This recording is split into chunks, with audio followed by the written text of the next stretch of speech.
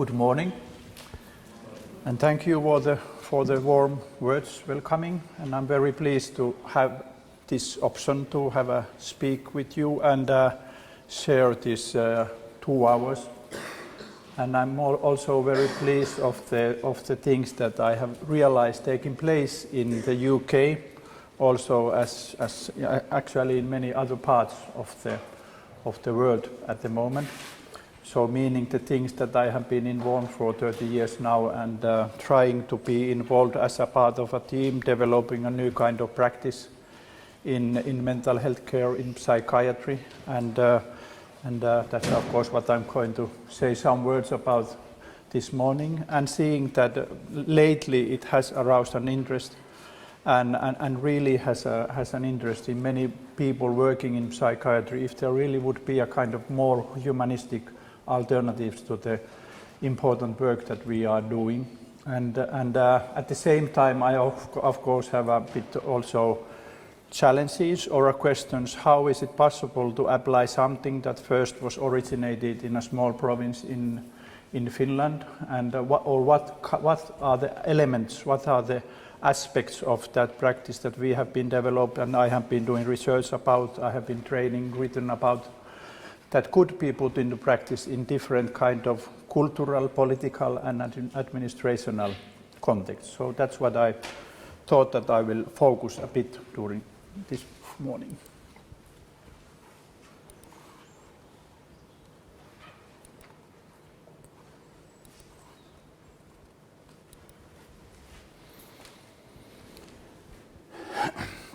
As I said, I have, as we all have, of course, a lot of experiences of the idea that it's not possible to think that if we have some good model, we could apply that model in all the places that we are working. But in my mind, as we all know, that what we have to generate and develop in our practices has to have a background or relation to the cultural circumstances and context that we are working. And I hope that, of course, the experiences that we have got in developing a kind of new way of working in most of our mental health problems could have some ideas to put into practice in different contexts. And my talk today is to focus a bit of those challenges that we are facing in it. So I thought that when the title is speaking of the challenges in open dialogue, that there was 2 options for me.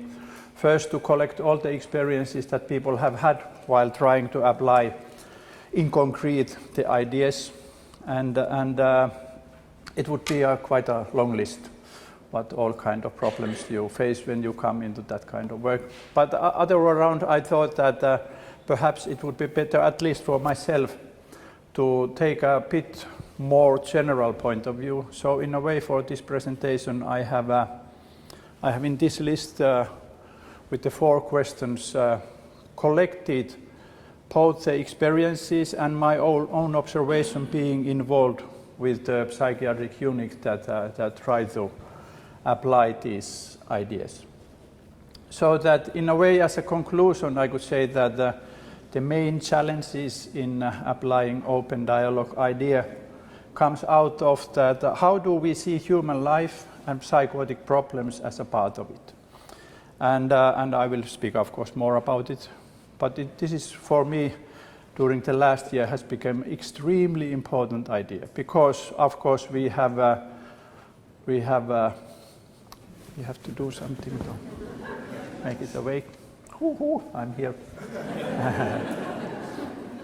Because I think that in psychiatry we have during the last 20 years seen how harmful and dangerous it is if we do not care. How do we understand human life on the whole? And now I'm speaking of this extremist neurobiological movement that took over in psychiatry, leading into a very harmful practices without the idea of understanding of human life. And a psychotic behavior, psychotic problems as a part of that understanding, for me, it's not only a question for people who work with people who have psychotic problems, but it's a very essential part of understanding of human life.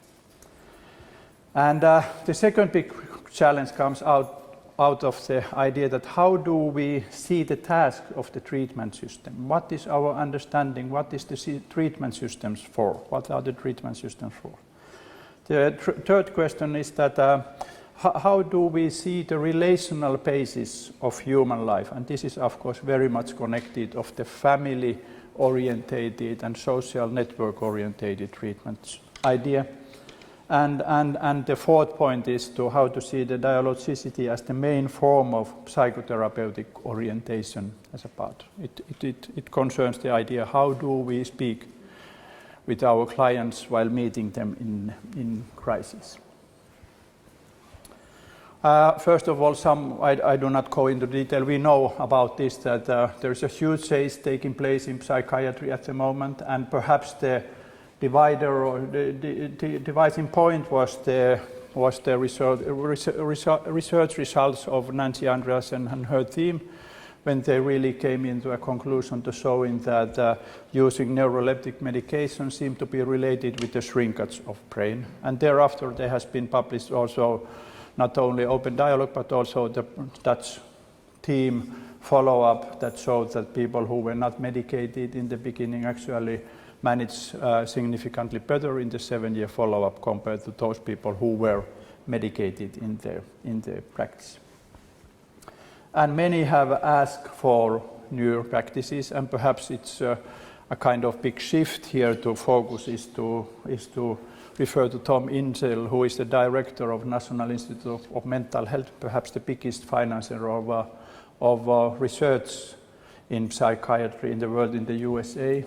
And he has made a big change in his way of thinking before, while asking for that now it's time for thinking new medication procedure, and of course consequently not only new medication procedure but procedure of working in most difficult problems on the whole.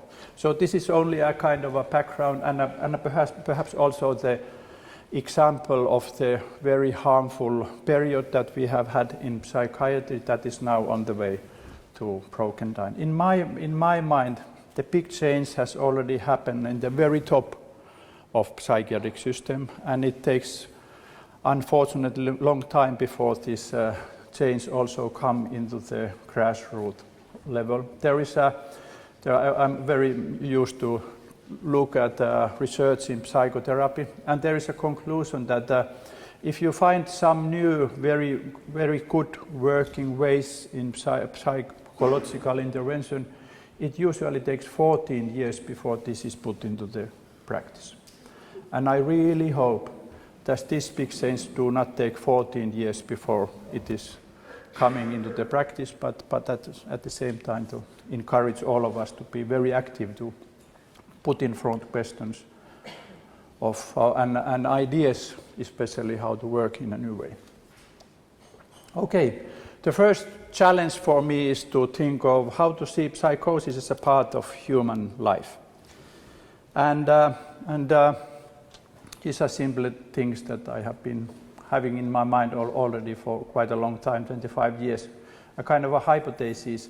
And a kind of funny part of this hypothesis is that even if there was this extremist neurobiological movement, Decade of Brain, who very much tried to say that everything is a brain disease, I did not have a need to revise these hypotheses, because actually the research evidence that was shown that there is something happening in our brains is not convincing. The validity of that research is very poor. And that's of course very unfortunate, because the validity of the research on which the psychiatric system is based is very poor. And of course it means that based on poor validity of research, we easily develop poor practice for people who need for help. Psychosis as such does not exist. If we think that there is not a kind of category that people who have psychotic problems, they would be some way different compared to people who have never had psychotic problems or something that we may include in psychotic problems. But it's a more a kind of continuum, and in a way those things that we call as hallucination or whatever name we use, they are possible for all of us if we only are in a stressful enough situation of our life. Many of us, for instance, knows the work of Bertram B. Karen, an American psychotherapist who is in the book, said that if people only have 6 extreme stressful occasions at the same time, psychotic behavior may be a very adequate response in that kind of situation. And there is no need to think that we need to have some disposition to become psychotic. And in that way, looking at people's behavior, or those that we call psychotic symptoms, are not so much a symptom of illness, but it's more a strategy to survive with a very odd and many times very dreadful experiences that someone all of a sudden got or receive. So it's an active psychological reaction and way of working in an extreme stressful situation. And psychological, of course, is a very relative word, because lately I have become more and more occupied of the embodied quality of all of our being, and perhaps it should, I don't know what is the right word to say, but it's a kind of embodied strategy for our embodied mind to survive stress experiences. And then based on the research results that we have had, we could make a hypothesis that long-standing psychotic problems and psychotic behavior is more an outcome of poor treatment than a kind of outcome of illness. Poor treatment in 2 respects. First, and perhaps the most dangerous, that the treatment starts all too late. It takes time. We know a lot of research who say that people may have psychotic ideas of life 1 or 3 years before they come into the treatment. And they really have had a time to create a strategy of surviving, including those kind of parts into their behavior. And of course, optimal response could be that we meet with our clients as soon that there is no time to develop those ideas for you. And of course, the second point is that really that if we have a non-adequate understanding of human life, we easily start to follow this reductionistic idea that psychosis is a brain disease, and because it's a toxic process for the brain, you need to be medicated. And people are many times said that you need to have your medication the rest of your life, because if you do not have the medication, your brain will be destroyed. And this is, of course, terrible. And no one is responsible while someone are using those kind of word for the being. And for me, this is a lack of understanding. How is this? How are we in an embodied way integrating the neurological, biological, psychological, social things in our life into a comprehensive ideas? Quite a long time I've been very much taking ideas of our Swedish psychoanalyst Johann Kohlberg, who was very occupied of the challenges for treatment in psychotic problems. The first challenge, and perhaps the biggest challenge in a psychotic crisis, is that clients, them who we say to be psychotic, and family members do not become heard in their utterances. We easily start to think that this is something that belongs to your illness, and even reality-oriented people, and this is the idea. And we are not encouraged to go into the details of the experiences of each one in the family. Family members many times, this become apparent many times after we make contacts with the family members, so that they may have a very bitter, and this bitterness may take 2 first years in our cooperation before they can come to become a more constructive way in cooperation, because they really have not been heard and they need time to unload all the bitterness they have experienced in psychiatry. There is an overemphasis in inpatient treatment. Of course, we know all in Western European countries all around the world there has been a kind of decline of hospital beds all the time. But still, I think that in acute crisis, there still is a lot of the idea that people need to be hospitalized or put into the institution during the period of most active psychotic ideas.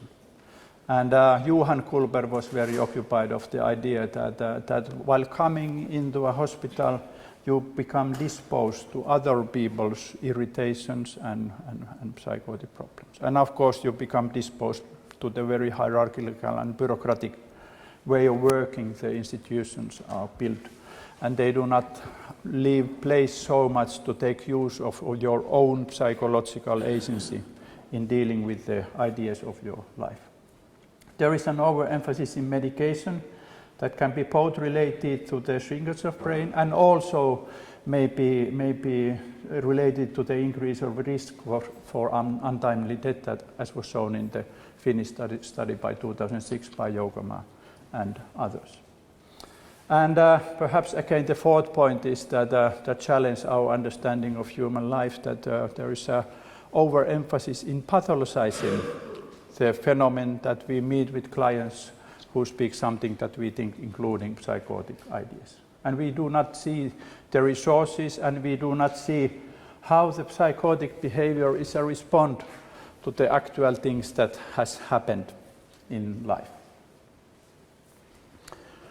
We know in many studies, for instance, made in Australia, that hallucinations that many times are a core idea of having a diagnosis are very, very, very much apparent among students.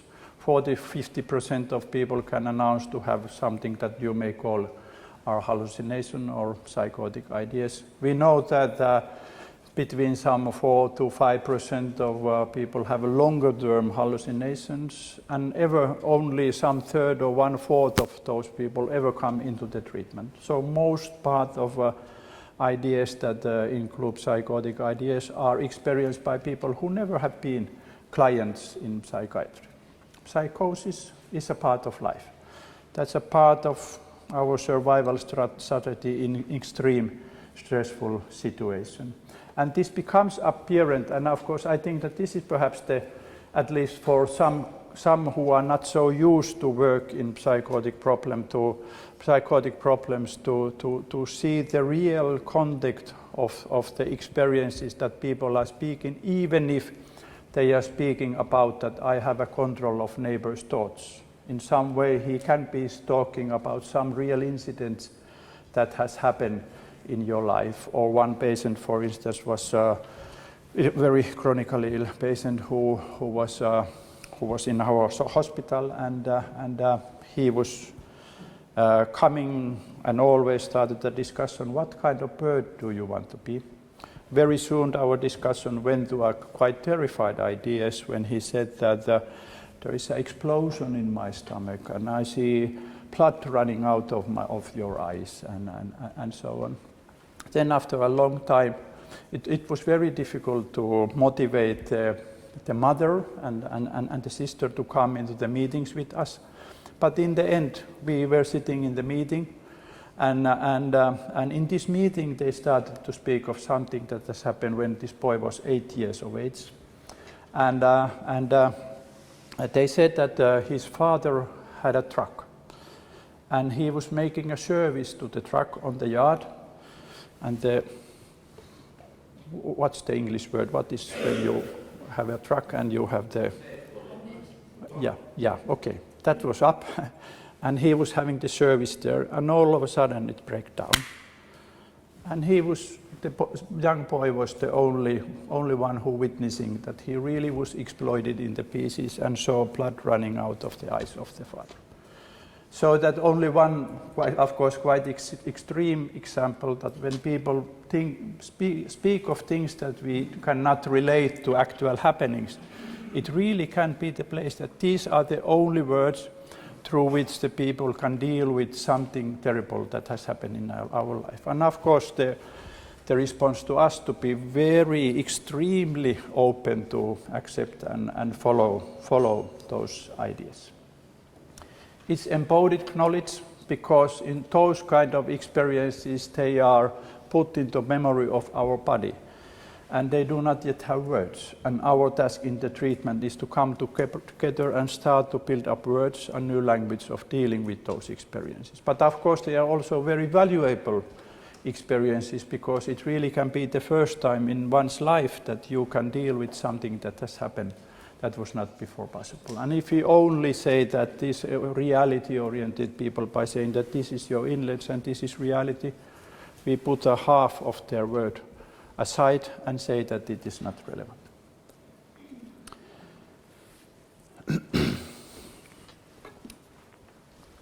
Okay, those were some ideas of how to understand the challenge to see understanding human life and psychotic behavior as a part of it.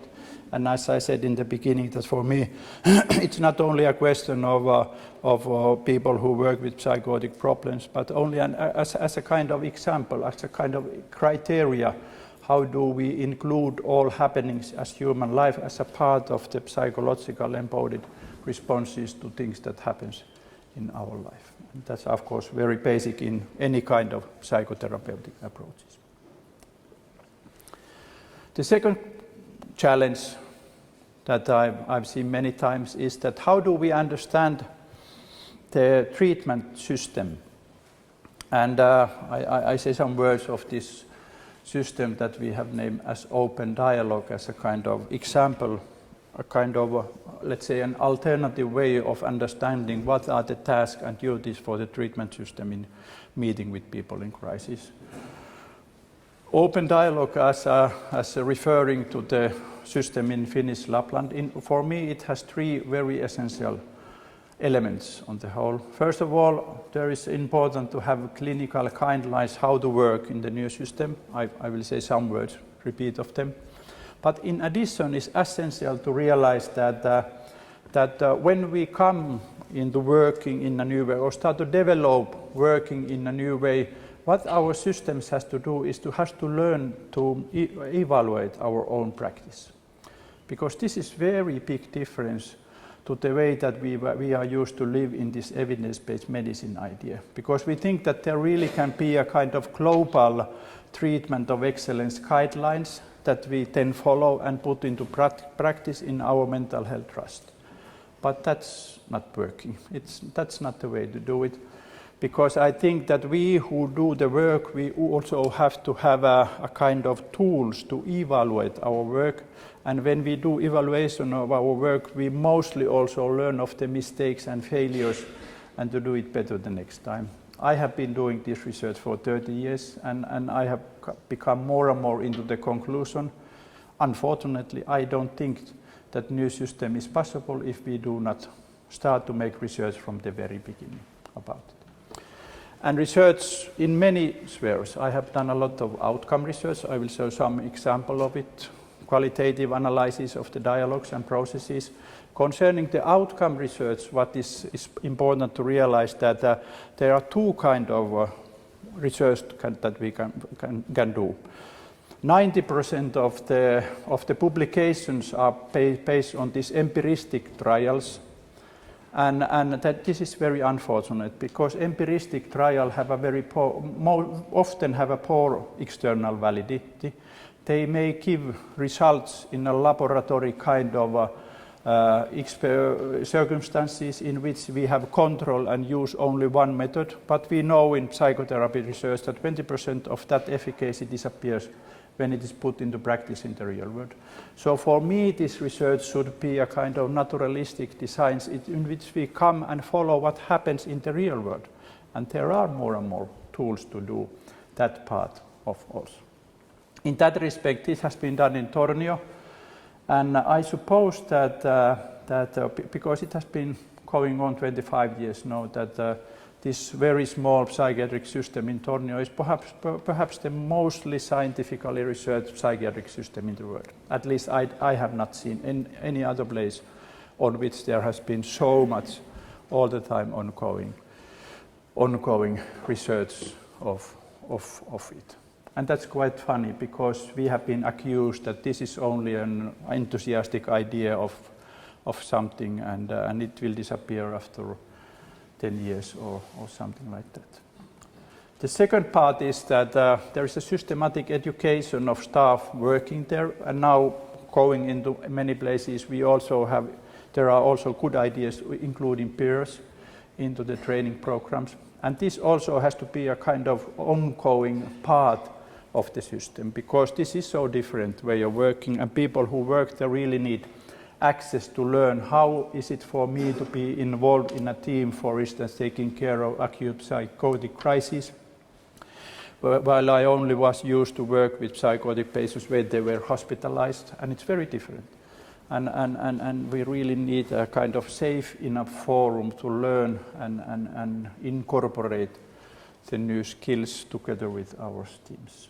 In Tornio, this has been also been the case since '86. There's all the time ongoing 3 years, as we call family therapy training program, because this is according to Finnish legislation that you can use the professional title of psychotherapist after taking that. So only to say that open dialogue is a combination of this. It's not only giving principles how to work, but think all over the system. In addition, we perhaps could say that it also concerns the administration, building up a kind, as they speak nowadays, dialogical ways of dialogical administration. It is actually a very interesting project they have in Tornio at the moment. Background of open dialogue includes strongly the need-therapy tradition by Yrjö Alanen and his team in Turku first. And late 70s they came up doing a lot of work with individual psychotherapy with schizophrenia patients, that we need to include family, and they integrated systemic family therapy into the treatment, and that was the time they started to use the idea of need-adapted treatment, focusing on the idea that every treatment response should be adapted to the unique needs of every client. It's not enough to know the diagnosis, because every family needs different and unique ideas, and every patient also needs different and unique ideas. And the basic forum for this is, as we name it, treatment meeting. Yrjö Alanen calls it therapy meeting, or perhaps you can call it open dialogue meeting, that we included in our system 1984, 30 years ago. And this is the way that we have used to think of this idea of open dialogue. First of all, I have to say that I say some words of these guidelines, but perhaps we have been not so precise about it. But these ideas of open dialogues, they are not introduced a kind of a model that you have to follow, but actually they are based into a very concrete results. Professor Jukka Aaltonen was the principal investigator in this research, and I was together with him doing the analysis. And we analyzed, when we had been working with this way about some 5-6 years, people who came into the treatment in Western Lapland between 85 to 94 during 10 years period of times, analyzed 3,000 patient records and took there 300 who we thought to be had a kind of psychotic ideas. We re-diagnosed all the patients based on the information in the patient records to see really that who have become into the treatment because of psychotic problems. And as a part of that analysis, we followed up 2 years' time the treatment. And as a part of that analysis, we also made a comparison that how is the new system in which the teams, crisis intervention team, they go homes into the people, and we try to avoid hospitalization and include the families. How is it different compared to the more traditional way of working during the 80s, when all the patients were hospitalized because of their psychotic problems? And as a conclusion of that research, we came into a kind of summary of this 7 idea, that an optimal treatment in psychotic crisis seems to include the idea that the treatment starts immediately, that there is the first meeting within first day after the contact. And that there is always this social network. I say some words of this immediate. Why is this immediate treatment so important? We know now a lot of what is the importance of feeling, this emotional arousal that arises in a crisis within a family, because it can be extremely helpful period of having access of things that we did not have access before. There is a window open during the very first day, 1 or 2 days, only 1 or 2 days, to speak of issues that have never spoken before, to put in front some experiences within the family that never before has been discussed, and speak of those emotions that we may see negative, and so on and so on. So it's really important in the most heaviest episode of crisis to come together. In many places in hospital settings, it said the opposite. Yes, please come into the ward and now settle down, and we invite your family when you are a bit calmed down. And this is very harmful, because we really lose the biggest nuclear energy to work with people and having access to new ideas. So that's the idea, that to come together, meet together with the family, with the patient, and in those meetings people many times become non-psychotic. And that was very surprising. We couldn't follow the idea. Why is it that he could come into the meeting with handcuffed by the police, very agitated, and in the end of the meeting he's sitting with us as calm as all of us. And it may be that in the first meeting, this is what Dr. Birgitta Alakare says in the film of Open Dialogue, that it's only the question that people come into the meeting in a very tension-loaded family interactional situation, and then everyone have an experience that I've been taking seriously, even if I think very differently compared to my mother of the issues at the same time. And this is very powerful experiences, especially in the moment of crisis. This is also a big challenge for professionals again. The second point was that to realize that always working in a persistent way with the family and the rest of the social network perspective, of course, always include the family, but also to be bold enough to invite fellow employees or schoolmates, or sometimes working actively with the neighbor to whom I had the idea that I have a control with him. This was the case with a young man who had an idea, and the team went there and they invited the neighbor to come a part of the meeting.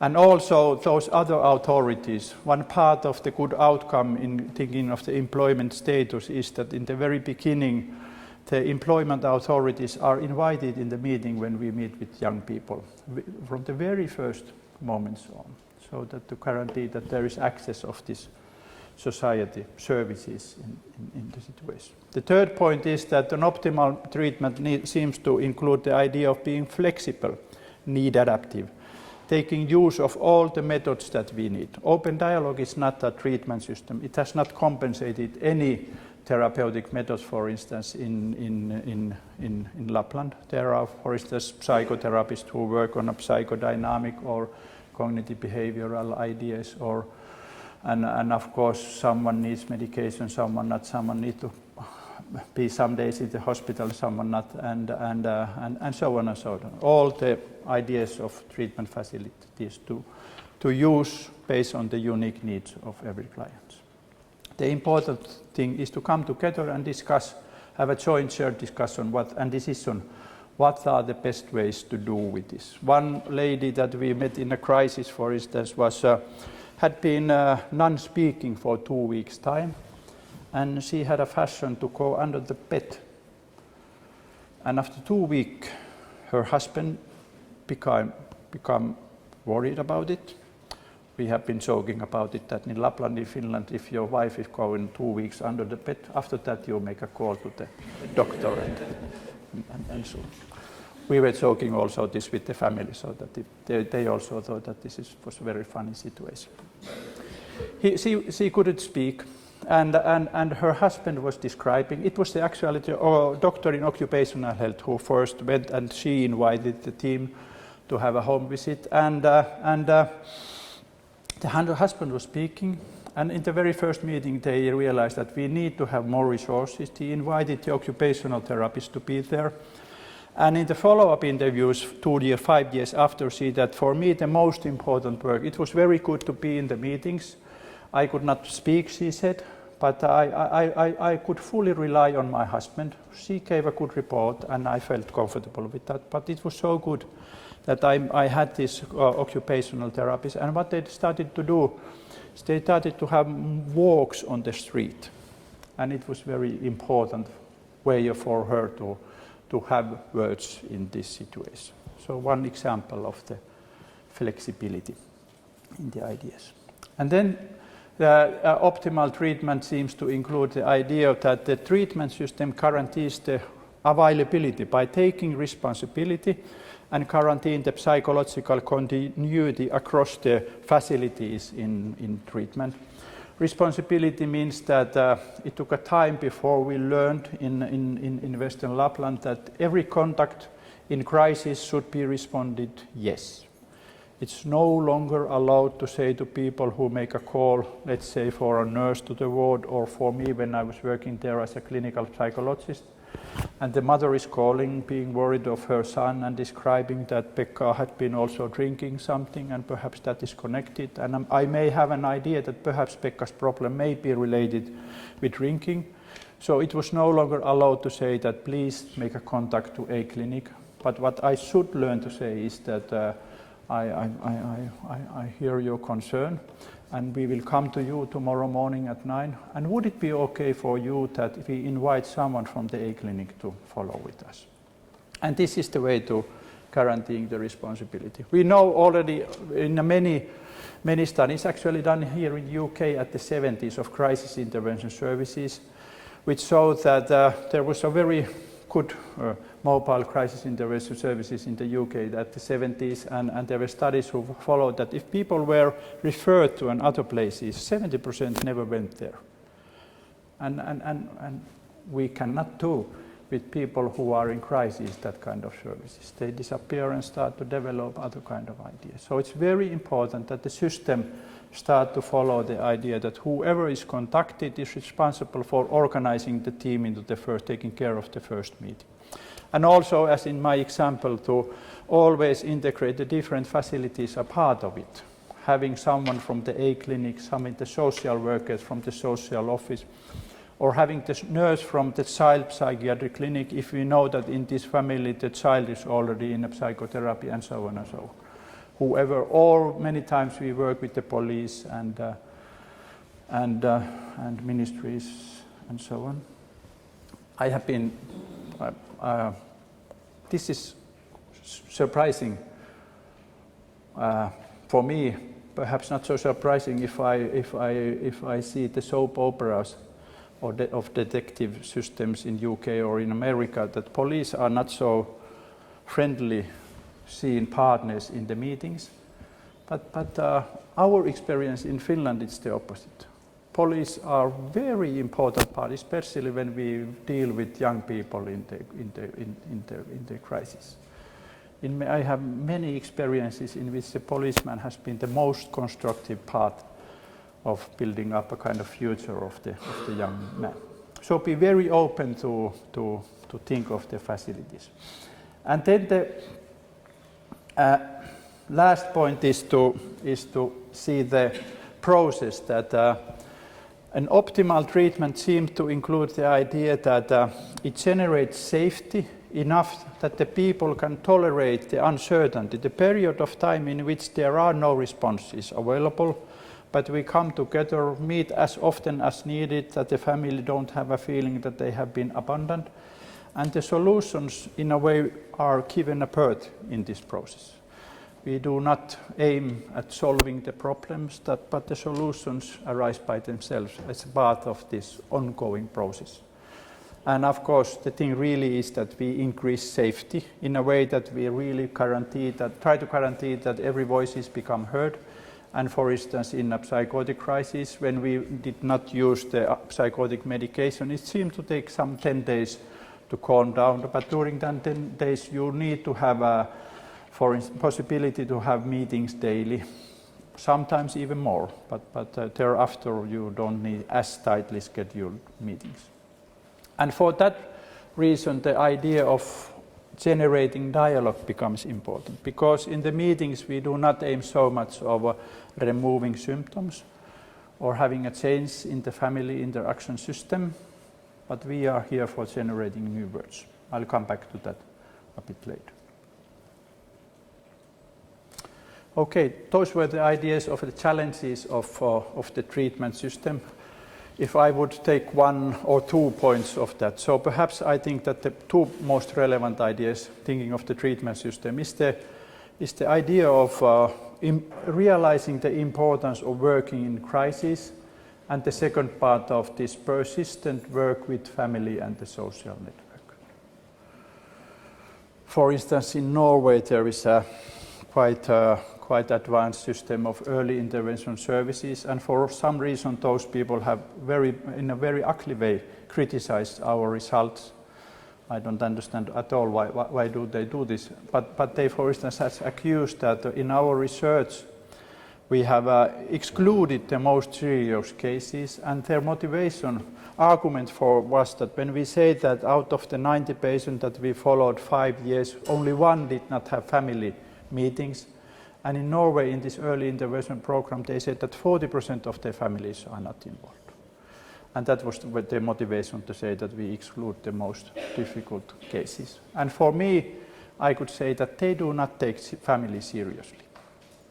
And there is a big, I could say this, that I don't think, for instance, that if we follow the idea of psychoeducation, that we have a program for the family to be invited 6 times in the family education system, that's not real family work. Because we really need to generate a kind of interactional forum in which the family is an active partner. I become very fond of these multi-family groups that really seems to be a very good real work with the families, in which families can start to be part of the process on their own premises. Okay, the last 2 points focus more of the idea of, let's say, how do we understand ourselves as a part of these psychotherapeutic processes or understanding of psychotherapeutic processes.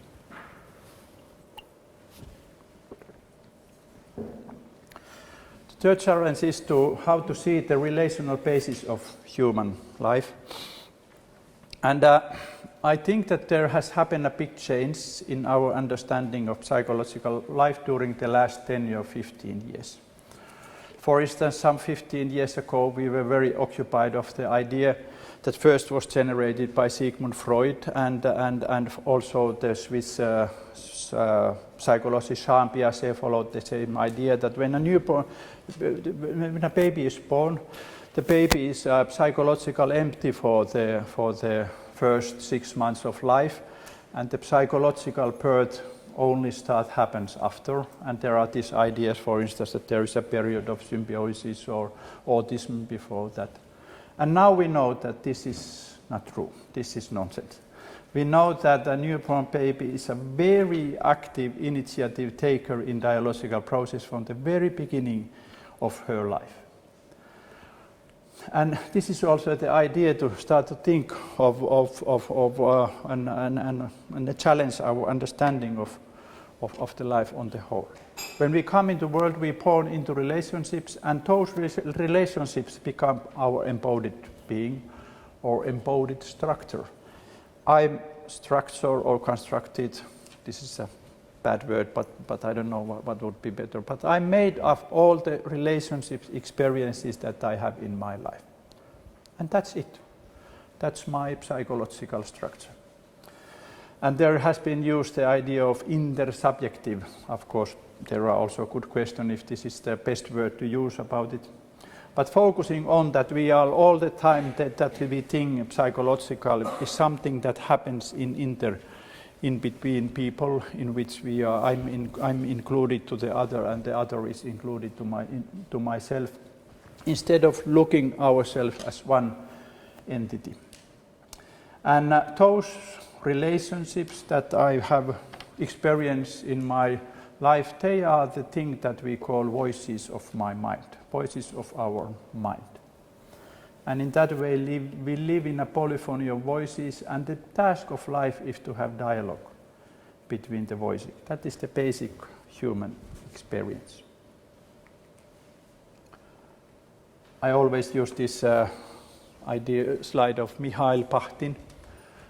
Mikhail Bakhtin, probably you know him, but he was a literature researcher. Actually, in the very beginning, he was a psychologist. he studied psychology, became a psychologist, but said that this is boring, and he started to make research on literature and language, and later on became a philosopher. And during the last writings of his life, he said that authentic human life is open-ended dialogue. To live means to participate in dialogue, to ask questions, to hear, to respond, to agree, and so on. In this dialogue, a person participates wholly and throughout his whole life, with his eyes, lips, hands, soul, spirit, with his whole body and deeds. So what Bhaktin says here is that we participate in dialogue after the first inhaling in life, with everything that we do, not only by spoken words, but all the handlings that we do in life. For me, the most interesting and important research have been done by Colvin Trevarthen. I was saying Scottish, but I will not say that, because he says that he has a New Zealand passport, so that I don't know what he is. But he's working in the University of Edinburgh, now Professor Emeritus. And Colvin Trevarthen, at the late 60s, he's a biologist, he's not a psychologist, started to make a research of the communication between a mother and newborn baby. And he was surprised because he did not find any research about it, and his idea was that perhaps we were so much occupied of this Freudian idea that there is no interest to do the research. But when they started to do, they realized that it is very active. In a video filming, seeing that it's a very active process of doing, in which the newborn baby is an active way of taking initiative, and in their research they have been very occupied of the musical quality of the idea, and now they put the interaction in the musical scales, saying that the meaning of life is the middle C, and we go up and down, but in the end we again come into the middle C. And this is started, by the way, that it can be the newborn baby. For instance, he shows a film many times that look at it's a 21 days old baby. Look at this baby and mother. They compose a symphony of 4 pieces that lasts for 29 seconds. And the symphony can be started by the baby giving a sound, and the mother is saying, "What are you trying to say to me?" And then my mother is saying, "But what do you say about this?" And the baby follows. And this is amazing. This is the first thing that happens in our life. We attune to each other in voices, in touching, in smells, and so on. So there are 2 prerequisites of human life. The first one is that we learn to breathe, and the second that we learn to be in dialogue. And why I'm saying this is that dialogue is as simple as being as breathing. But of course, the paradoxical difficulty comes out that it's so simple that we cannot believe that it's so simple. And therefore, we professionals many times are so occupied of having different kind of methods, interventions, and ideas without realizing that perhaps what happens in these dialogical meetings is that we come onto the basis of human life. And if we are on the basis of human life, we do not need to do so much there. We need to be there, having the rhythm of my heartbeat, and if that starts to go on in a natural way, at the very moment, we have access of resources that were not visible before that. Mihail Bhaktin said this in a way that I never can learn of myself by myself. I need your eyes to see myself. I see myself in your eyes. And this is what is the important part is that when I see myself in your eyes, it's not a reflective idea. You seem to so boring that I need some new funny stories to make up you or to give you reason to fun. But it's a kind of non-mediated response that we see on the eyes of the other in milliseconds. And it's a kind of dance of being? How do we look at each other? Are we open in our body gestures? How do we attune to other in-body movements and so on? And of course there is also this research of mirror neurons since 15 years from now who has shown that this really happens on neuron level, that we start to have same neuron function with each other when we are dealing at the same time. Daniel Stern had a very strong word. Daniel Stern was a psychoanalyst, and for him this was really big because he said that we are experiencing a revolution. The new view assumes that the mind is always embodied and made possible by the sensory motor activity of the body. And mind is intersubjectively open, since it's partially constituted through its interaction with other minds. I'm very occupied of this interaction of the place of movement, and we have a new research project in which we try to grasp the embodied response between clients and therapists, and we, for instance, look at the autonomic nervous system function in therapy session of both of them. It's thrilling. That has opened all new understanding of again to something. I will tell something about it in the workshop that we have later. In a way, to have some time to speak of the dialogical way in the end, but I will not go into the detail of this picture. This is I'm very sorry, I'm not so good visualizing, but in a way for me this is very important picture, because I think that this is what is all about when we work with families and social networks.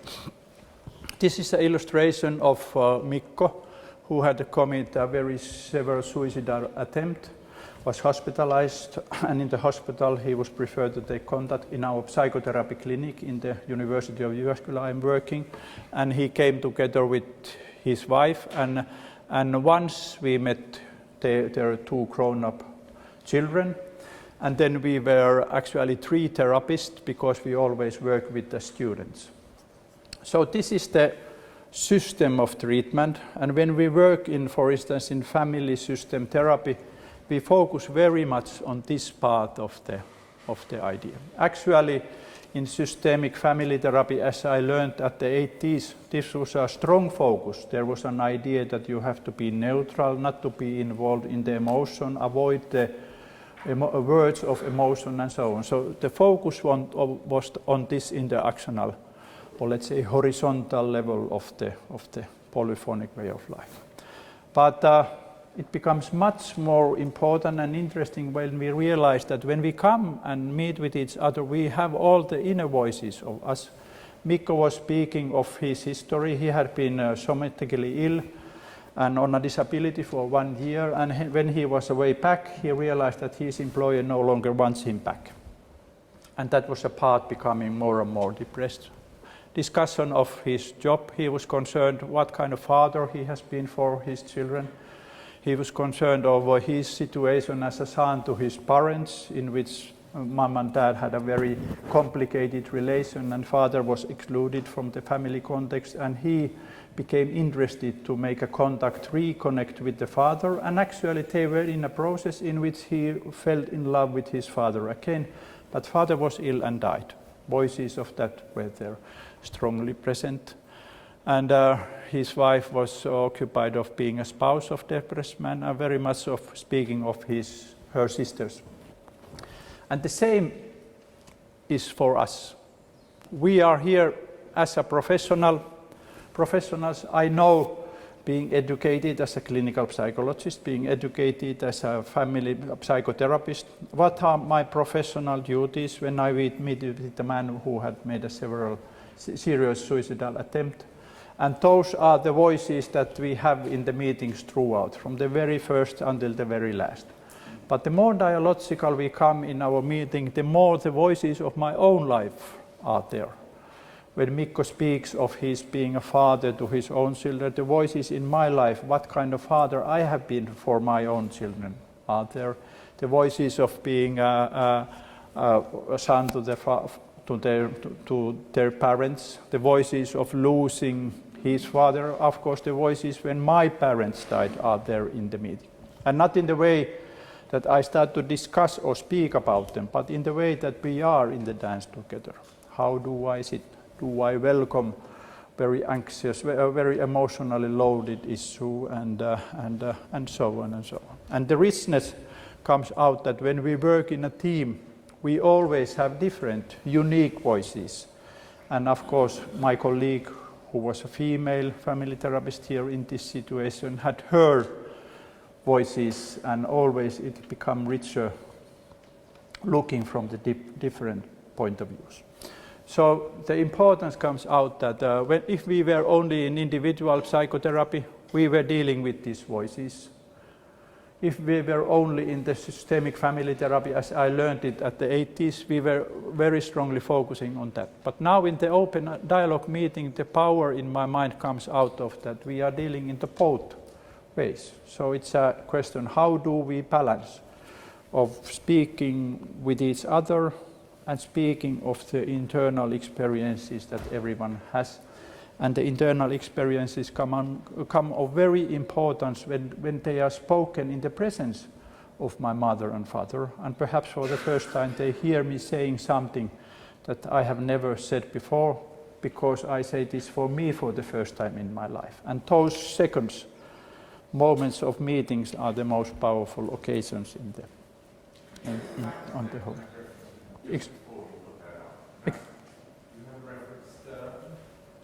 Yes. Yeah.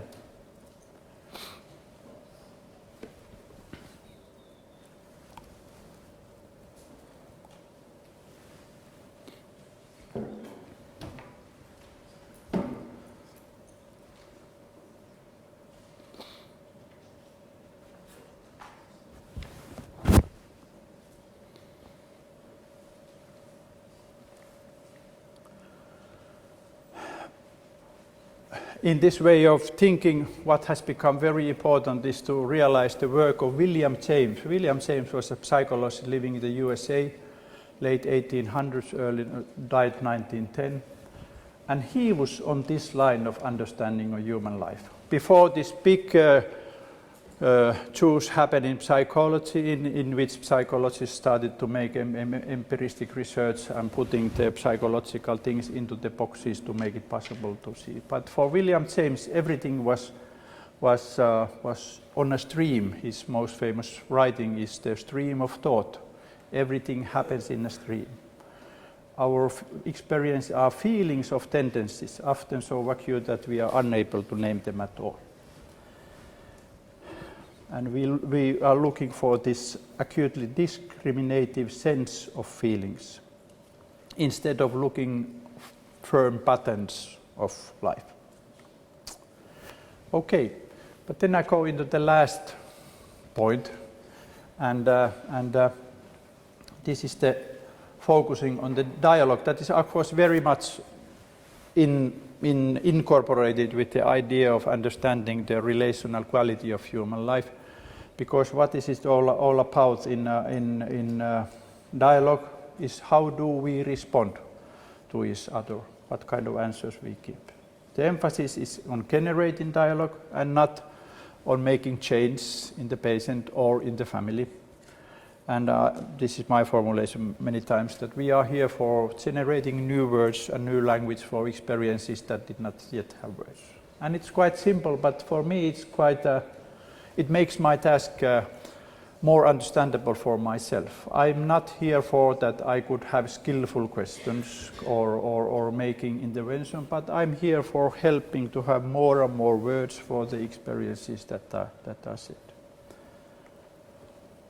In open dialogue meetings, the basic idea is that we all are present from the very beginning, and everything happens in this meeting. So we do not prepare the meetings in advance. This is also a question of how do we understand treatment system, because many times I have seen that professionals make a trial that they follow the ordinary idea that they still have staff conferences of planning the treatment. And in addition of the staff conferences of planning the treatment, they organize open dialogue meeting. And I suppose that every organization is dying on that kind of practices. how in ever you can have all the time for doing that. In '84, when we started to apply the idea of treatment meetings, we totally gave up on any staff meeting for treatment planning. Huge spare of time and energy. Because now every meeting in which we discuss of the treatment, the patients are present and also the families are included. Without the need that we think that this is a therapeutic process, it becomes as a kind of self-evident idea. That when they come into the meeting, they become a part of discussion of what has happened in their life and also starting to think what is the best to do in our crisis here.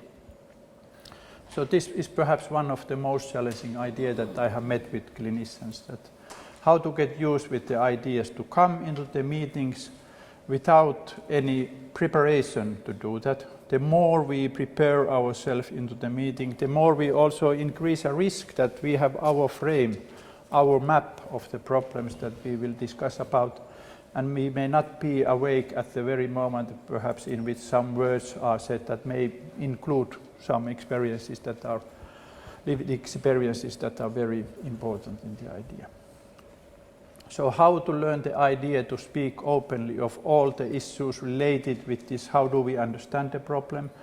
How do we include in a flexible way the different treatment methods and discuss about it in the presence of the family? And of course also go then into the more a kind of speculation of the first ideas that may have aroused in my mind while sitting here without any specified definition what is it all about. The meeting is open, there is no pre-structure. You may, if you think that it's more safe for you, define that one is in charge of the meeting and the rest of the team is sitting and listening and commenting. In Lapland, in which I use, we follow the idea that everyone, if we are 3 persons, we all can be active participants also having a discussion. Being involved in interviewing and collecting information and so on and so on. I have real experience how is it to be in contact with this family. It easily happened that if someone is sitting silent, he became a kind of target of a projection that he seems to be so serious, why is he so silent. But when we are actively participating, it's more easy to be more easy for family members also to have a sense that how is it to be with these persons. There are 4 important questions. To open up the meetings in open-ended question to guarantee that our clients' voices are followed, to guarantee every voice is heard as early as possible, to ask how all are thinking, what are up in their minds, and to have a dialogue among professionals, and then to conclude the meetings in the end by the definition what have been doing. It's very important also for me always end the meeting by our clients. Usually I end the meeting by saying that it seems to be time to conclude. But before and then I say something positive that I have a feeling that we have had access to discuss of important issues. But before we close this meeting, are there anything else that you would like to add? So that the last word is on our clients to define if this is the right moment to stop. Okay, I will not go into the embodiment part, but I thought to share some ideas of it. But only perhaps the last thing to say is that psychotic behavior, psychotic problem is a very embodied way of being. And also we know that being connected in the meetings, a big part happens outside of the language. And of course, if we are aware of that, it's very important. More psychological communication happens in our embodied movements and feelings, and less in words and thoughts. And it means that we as therapists start to live the very same kind of feelings and emotions that our clients. And they can be very non-understandable for us. How do I get this pain in my stomach at the moment? And I cannot relate what is it related to. And it's my time to tolerate uncertainty and live through that. Then in the end, to say, only to repeat the results, because they also have proved to be very challenging in a way, because they are so different compared to traditional psychiatric system.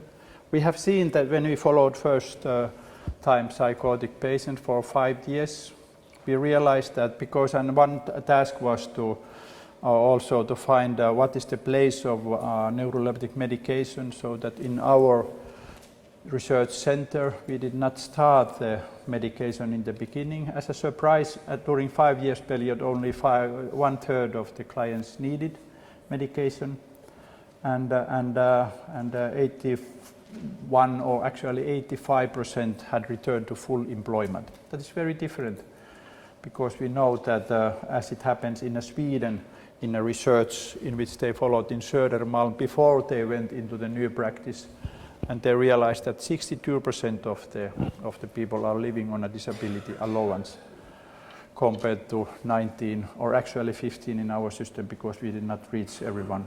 They had moved to live in other systems. These are criticized, and for that reason we made a replica, and came 10 years after, followed what happens with first-time psychotic patients during 2 years' time, not this time 5 years' time, and found out that the outcome was about the same. 84% had returned to full employment, but also very interesting changes has happened, because the duration of untreated psychosis in that period of time had declined to 3 weeks. At the 90s it was 3 months, and perhaps related with that, incidence of schizophrenia during 20 years of time had declined dramatically, so that it was as high as 33 new schizophrenia patients per 100,000 inhabitants, and 2003-2005 it was 2 new schizophrenia patients. When people learn to make contact early, and also when the other professionals, for instance nurses in occupational health, doctors in occupational health or primary care, they learn what to do when they meet with their clients who they do not fully understand what this is all about. Things perhaps don't have time to develop as it were as schizophrenia, because this time is included into the diagnosis. This research was not to say that this is the reason why all this happened, but of course it's very, at least to make a question, what happened to our society when we learn to take care of polio or tuberculosis and so on. And all of a sudden we perhaps can make a question, what would happen if there would not be schizophrenia? And the next question is that what about if this is related the way we organize our system?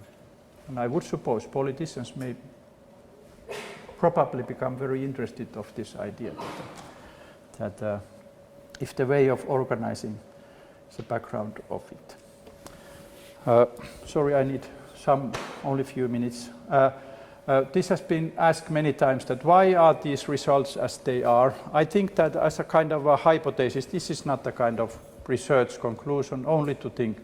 I think that there are 4 things at the same time.